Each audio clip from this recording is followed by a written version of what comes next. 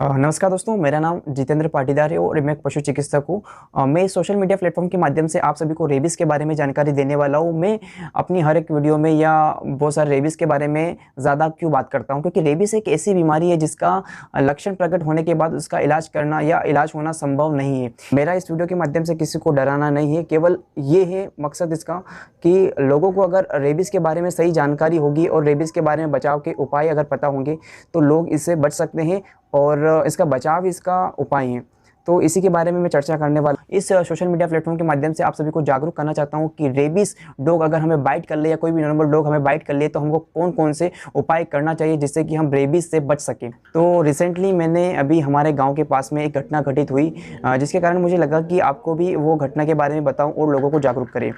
और पिछले साल मैं बहुत सारे स्कूल में गया भी हूँ और रेबीज़ के प्रति लोगों को अवेयर और जागरूक भी किया है। और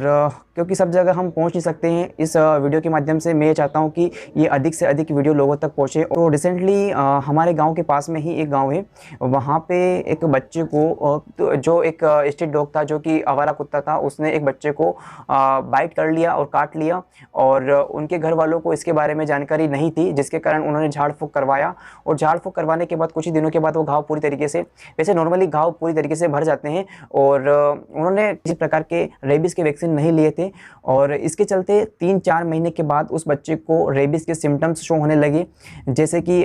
उसको बुखार आने लगा और बुखार का इलाज भी करवाया, बट वो रेबीज़ के कारण होने वाला फीवर था। और उसके बाद उसको भूख प्यास, उनको रेबीज़ के बारे में सही जानकारी नहीं होने के कारण उसको जान से हाथ गंवाना पड़ा। इसीलिए मैं चाहता हूं कि ऐसा ना हो और सभी को रेबीज़ के बारे में सही जानकारी हो, जिससे कि हम 100% इससे बच सकें। कि बहुत सारे ऐसे छोटे बच्चे भी होते हैं जिनको कुत्तों के साथ खेलना पसंद होता है, और वो अगर डॉग उनको बाइट कर भी लेता है तो वो घर आके बोलते नहीं है कि हमें कुत्ते ने काट लिया है। या ऐसी बहुत सारी चीज़ें होती है जो हम भी, बड़े लोग भी होते हैं जो समझदार होते हैं, वो भी इस चीज़ों को अनदेखा कर देते हैं और रेबीज़ वैक्सीनेशन नहीं करवाते और छोटा मोटा झाड़ फूँक करवा के वो समझते हैं कि हम इस रेबीज़ से बच सकते हैं। पर ऐसा नहीं है। हम रेबीज़ का केवल बचाव यही है कि वैक्सीनेशन होगा तभी हम इससे बच सकते हैं, वरना इसके सिम्टम्स हमको 1 साल 2-4 साल के बाद भी या लंबे समय तक के बाद भी सिम्टम्स हमको दिख सकते हैं। ठीक है, तो आप यहाँ पे स्क्रीन पे देख सकते हैं कि ये रेबीज़ के सिम्टम्स मैं आपको कुछ बताता हूँ कि यहाँ पे देख सकते हैं, ये जो बच्चा है इसको पानी पिलाने की कोशिश कर रहे हैं, परंतु ये पानी नहीं पी रहा है, क्योंकि इसकी जो वोकल कार्ड है, जो मसल्स हो गया, गले की मसल्स हो गया, वो पैरालिसिस होने के कारण वो पानी नहीं पी रहा है, जो कि रेबीज़ के सिम्टम्स आपको इसमें देखने पड़ेंगे। सेकेंड वीडियो में आप देखिए इसमें कि इसमें आपको देख रहे होंगे कि जैसे फ़ैन चालू किया, फ़ैन चालू करने के बाद क्या हुआ, उसमें एंजाइटी होने लगी या वो हवा से डरने लगा, जिसको हम एरोफोबिया बोलते हैं। इस प्रकार से सिम्टम्स देखने को मिलते हैं। तो इस वीडियो को जो भी शिक्षित लोग हैं, जो भी जागरूक लोग हैं, जो भी पेरेंट्स हैं, वो इस वीडियो के माध्यम से मैं इसमें रेबीज़ से बचाव के उपाय बताऊँगा। तो वो आसपास वाले बच्चों को, जो भी पेरेंट्स होंगे, अपने बच्चों को, जो भी शिक्षक होंगे, वो अपने स्कूल में या सभी को बताएं, जिससे कि कारण रेबीज़ से सही जानकारी होने के कारण रेबीज़ से होने वाली मौत को हम कम कर सकते हैं, या इससे 100% हम इसके बचाव के उपाय कर सकते हैं। तो चलिए 3D एनिमेशन की मदद से समझते हैं कि कैसे रेबीज़ वायरस फैलता है। तो देखिए यहाँ पे एक रोहन नाम का लड़का है, जो कि अपने हर रोज़ की तरह अपने ही आसपास के कुत्तों के साथ खेल रहा था। उसकी नज़र एक पास वाले कुत्ते पे पड़ती है, जो कि डलने से सुस्त बैठा हुआ था। तो उसके पास जाता है, वो खेलने की कोशिश करता है, परंतु उसको पता नहीं था कि रेबीज़ से इन्फेक्टेड डॉग है। तो वो जैसे ही जाता है उसके पास और वो डॉग उसको बाइट कर लेता है, तो रोहन वहाँ से भाग जाता है और छोटा सा उसको घाव कर देता है। परंतु वो घर आके अपने पेरेंट्स को बताता नहीं है कि मुझे डॉग ने बाइट किया था। कुछ दिनों के बाद वो घाव पूरी तरीके से भर जाता है, और लगभग 3 से 4 महीने या 5 से 6 महीने निकलने के बाद उसमें रेबीज़ के सिम्टम्स शो होने लगते हैं।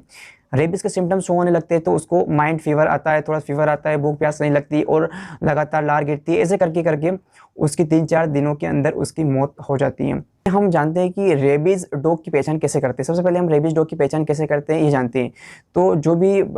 स्ट्रीट डॉग होता है, जो भी गली के कुत्ते होते हैं, उनकी रेबीज़ है कैसे पता करें। तो सबसे पहले आपको दिखेगा कि वो लगातार एक गांव से दूसरे गांव में दौड़ते रहते हैं, या ऐसी जो भी रास्ते में चीज़ें आती है, जो भी सजीव हो, निर्जीव हो, या जो भी चीज़ें हो, जानवर होंगे, उसको ऊपर झपेटते हैं, या मतलब कि उसको काटने को दौड़ते हैं। तो वो काटते, लगातार उनके मुँह से लार निकलती हैं और वो थोड़े डरावने से दिखते हैं, और अगर हम उनके पास से भी जा रहे हो तो हमको भी बाइट करने की कोशिश करते हैं। इस प्रकार से उनमें सिम्टम्स देखने को मिलते हैं। और अपना पालतू कुत्ता होता है, जो पालतू डॉग होता है, उसमें किस प्रकार के सिम्टम्स देखने को मिलते हैं, मतलब कि वो अपने मालिक को भी नहीं पहचान पाता है और अपने मालिक को भी बाइट करने की कोशिश करता है, वो लगातार भौंकता रहता है और उसकी वोकल कॉर्ड पैरालिसिस होती है, बाहर निकाल के वो लार गिरती रहती है और थोड़े दिन में उसकी मौत हो जाती है। अगर क्या होगा अगर रेबीज़ से इन्फेक्टेड डॉग अगर हमें बाइट कर लेते हैं। सबसे पहले हम बात करेंगे अगर हमें रेबीज़ डॉग बाइट करता है तो सबसे पहले ये वायरस करता क्या है। ये जो वायरस होता है वो मसल्स में अपनी संख्याएं बढ़ाता है या रेप्लिकेट करता है, या मतलब संख्या को बढ़ाता है लगातार करके, और वो पेरिफेरल नर्वस सिस्टम के जरिए अपने सेंट्रल नर्वस सिस्टम और स्पाइनल कॉर्ड के थ्रू ब्रेन में पहुंच के और बहुत सारे सिम्टम्स अपने को देखने को मिलते हैं। जैसे कि हमको देखते हैं हाइड्रोफोबिया हो गया, लगातार लार गिरना डॉग के, जिससे हमको बर्ताव करते हैं या बाइट करने की कोशिश करते हैं, या ऐसे बहुत सारे सिम्टम्स होते हैं जैसे कि एरोफोबिया हो गया, और कुछ ही दिनों में उसकी मौत हो जाती है। तो सबसे पहले हमको क्या करना चाहिए, सिम्टम्स ना आए उससे पहले हमको क्या बचाव के उपाय करने चाहिए जिससे कि हम इससे बच सकें। तो चलिए बचाव के उपाय हम जानते हैं। तो सबसे पहले हमको क्या करना है, सबसे पहले अगर डॉग कोई भी डॉग हो, जो स्ट्रीट डॉग हो या पालतू डॉग हो, जो भी हो, वो हमको बाइट कर लेता है, चाहे वैक्सीनेशन लगी हो चाहे वैक्सीनेशन नहीं लगी हो, तो हमको क्या करना है, सबसे पहले करना है हमको प्राथमिक उपचार क्या करना है। सबसे पहले हमको क्या करना है, अगर डॉग ने बाइट किया है तो वहाँ पे घाव को हमको पट्टी से नहीं बांधना है, उसको जाके हमको साबुन हो गया जिसमें कास्टिक ज़्यादा होता है, जो कि कपड़े धोने का साबुन हो गया या निरमा हो गया, उससे हमको लगातार गुनगुने पानी में या किसी पानी से हमको 15 मिनट तक अच्छे से उसको धोना है। ठीक है, 15 मिनट तक लगातार बहते पानी में हमको धोना है, जिससे कि वहाँ के जो वायरस होंगे वो अधिकतर नष्ट हो जाएंगे। उसके बाद हमको बीटाडीन आयोडीन उस पर महलम लगा लेना है, और 24 घंटे के भीतर ही हमको अपने नज़दीकी स्वास्थ्य केंद्र पर जाना है और एंटी रेबीज़ के इंजेक्शन हमको लगवाना है, जो कि 0 दिन पे, 3 दिन पे, 7 दिन पे, 14 दिन पे, 28 दिन पे, हमको ऐसे करके 5 से 6 डोज हमको लगवाने हैं। ये डोज लगवाने के बाद हम,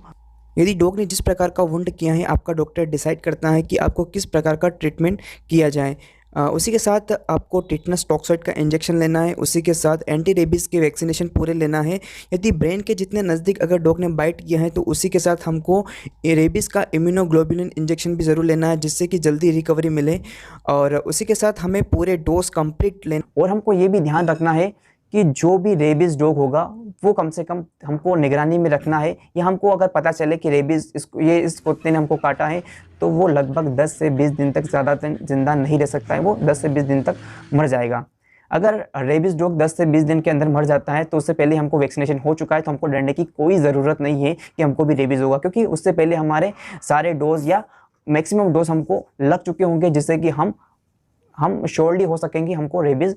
से, हमको उसके बाद ही हमको साल भर साल रेबीज़ के डोज ले लेना चाहिए। ठीक है, और बहुत सारे जो होते हैं हमें झाड़ फूक के चक्कर में नहीं पड़ना है कि हमको वहाँ पे जाके हमने रेबीज़ का ये करवा लिया है, तो ऐसे इसके चक्कर में नहीं पड़ना है, और हमको रेबीज़ के पूरे डोज लेना है जिसके कारण हम उससे बच सकते हैं। ठीक है, और अपने आसपास वाले लोगों को इससे जागरूक करवाना है कि किस प्रकार से हम रेबीज़, अगर कोई डॉग बाइट कर ले तो हमको किस प्रकार से इससे बचना है। और छोटे बच्चों को भी हमको समझाना है कि अगर हमको कोई आसपास, हम गली में कुत्तों के साथ खेलते हैं, अगर हमको बाइट करता है, डॉग बाइट करता है, तो हमको सबसे पहले आके अपने उनको बताना है कि हाँ, पेरेंट को बताएं, और सबसे पहले साबुन से हमको अच्छी तरीके से धोना है, और 24 घंटे के भीतर हमको नज़दीकी स्वास्थ्य केंद्र पर जाना है और रेबीज़ के टीके लगवाना है। ठीक है, ये थोड़ी जानकारी थी जो मैं आपके सामने शेयर करने की कोशिश की। आई होप आपको समझ में आया होगा, और इस वीडियो को ज़्यादा से ज़्यादा लोगों तक शेयर कीजिएगा और ज़्यादा से ज़्यादा लोगों को इसके बारे में बताइएगा, जिससे कि लोग जागरूक हो और रेबीज़ के कारण कम से कम जो भी डिजीज़ होती है, जो भी मौत होती है, उसको हम कम कर सकें या उससे बचा सकें। और WHO का भी बहुत सारे मिशन होंगे जो 2030 तक हम पूरे वर्ल्ड में रेबीज़ फ्री कर सकें और रेबीज़ से मुक्त कर सकें। तो हमें भी अपने पालतू कुत्ते को रेबीज़ के टीके लगवा लेना चाहिए, या भी जो भी आसपास वाले कुत्ते हैं जो अच्छे कुत्ते होंगे उनको हम रेबीज़ के टीके अपने नज़दीकी पशु चिकित्सक से उनको रेबीज़ के टीके ज़रूर लगवा लेना चाहिए, जिससे कि हम भी सुरक्षित रहें और वो भी सुरक्षित रहें। थैंक यू सो मच इतना सुनने के लिए मुझे, और मुझे आशा है कि आप सभी को ये वीडियो समझ में आया होगा, और आप अधिक से अधिक लोगों तक शेयर कीजिएगा।